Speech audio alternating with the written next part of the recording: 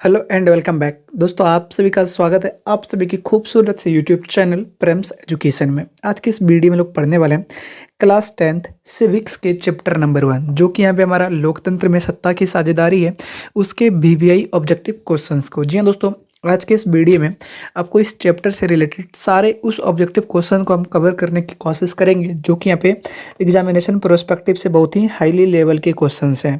तो इसलिए आप लोग इस वीडियो में एंड तक बने रहिएगा। तो चलिए बिना टाइम को वेस्ट किए हुए इस खूबसूरत से वीडियो को स्टार्ट करते हैं। तो हमारा यहाँ पे पहला क्वेश्चन है कि यहाँ पे प्रोटेस्टेंट संप्रदाय किस धर्म से संबंधित है। जी दोस्तों, यहाँ पे प्रोटेस्टेंट संप्रदाय किस धर्म से संबंधित है, तो इसके ऑप्शंस हैं हिंदू, मुस्लिम, ईसाई या सिख। तो इसका आंसर हमारा क्या हो जाएगा यहाँ पे ईसाई। यहाँ पे प्रोटेस्टेंट संप्रदाय इस कम्युनिटी से यहाँ पे संबंधित है। हमारा दूसरा क्वेश्चन है कि ब्रुसेल्स में 80% लोग किस भाषा को बोलते हैं। तो इसके ऑप्शंस हैं डच भाषा, अंग्रेजी भाषा, फ्रेंच भाषा या हिंदी भाषा।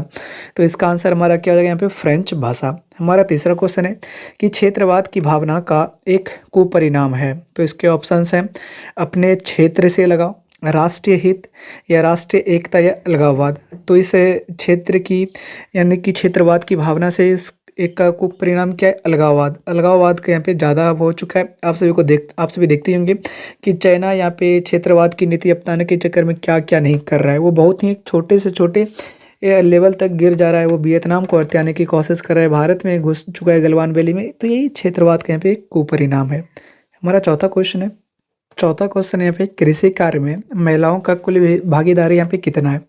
तो इसके ऑप्शंस हैं 40%, 16%, 50%, 20%। तो इसका सही आंसर क्या हो जाएगा 40%। पांचवा क्वेश्चन है कि मराठी मानस का विवाद निम्नलिखित में किस राज्य में से संबंधित है।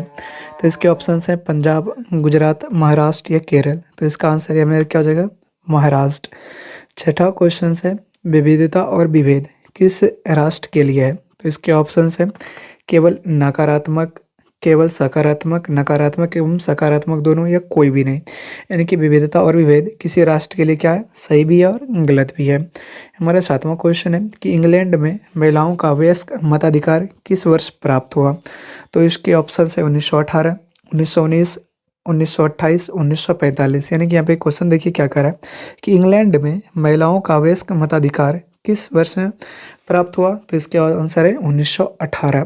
हमारा आठवां क्वेश्चन है कि मैक्सिको ओलंपिक की घटना एक उदाहरण है। किसका उदाहरण है। तो इसके ऑप्शन है रंगभेद का, सांप्रदायिकता का, जातिवाद का या आतंकवाद का। तो इसके आंसर क्या है रंगभेद का। मैक्सिको ओलंपिक की घटना है रंगभेद का। हमारा नौवां क्वेश्चन है कि भारत में महिलाओं की साक्षरता दर कितनी है। तो इसके ऑप्शन हैं 50%, 90%, 54% या 20%। तो इसका आंसर क्या हो जाएगा हमारा 54%। भारत में महिलाओं की साक्षरता दर 54% है।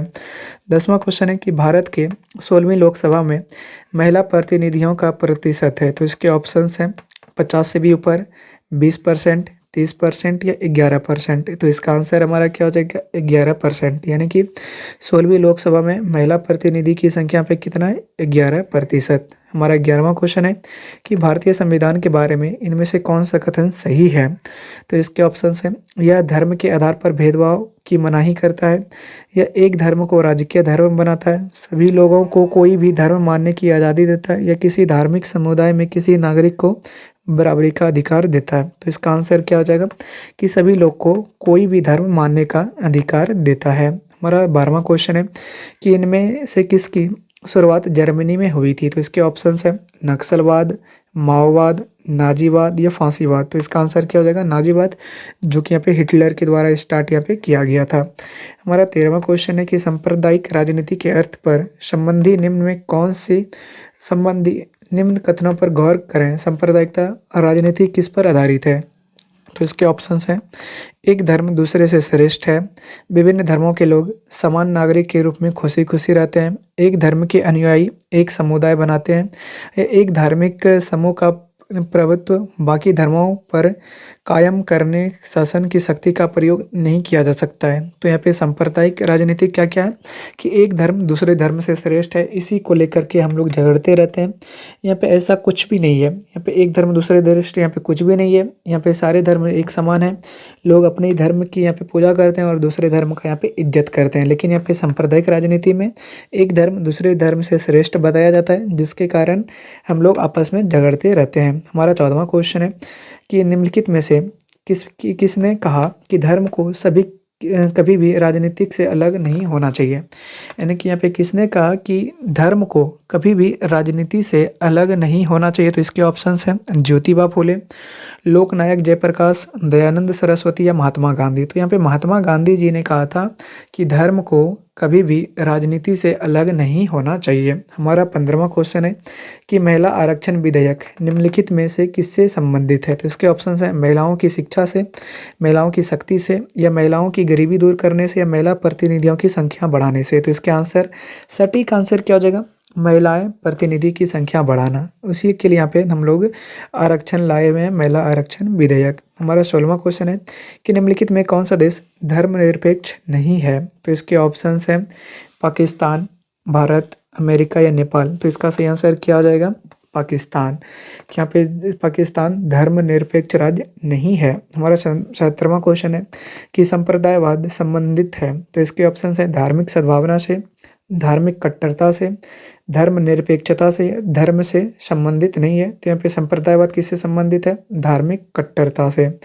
हमारा 18वां क्वेश्चन है कि इंडिका पुस्तक के लेखक कौन है। तो इसके ऑप्शन है मेगास्थनीज, कमल किशोर शर्मा, एस एम सिंह, ये इनमें से कोई नहीं। तो इसका आंसर क्या हो जाएगा, मेगास्थनीज। यहाँ पे इंडिका पुस्तक की लेखक कौन है, मेगास्थनीज। हमारा 19वां क्वेश्चन है कि रंग भेद की नीति के विरुद्ध आवाज उठाने वाले व्यक्ति कौन थे। तो इसके ऑप्शन है Martin Luther king, Abraham Lincoln, George Washington या लुइस सोलमा। तो इसका आंसर क्या हो जाएगा, मार्टिन लूथर किंग जूनियर ने यहाँ पे रंग भेद के खिलाफ बहुत ही बड़ी आवाज़ उठाई थी, रंग भेद के खिलाफ।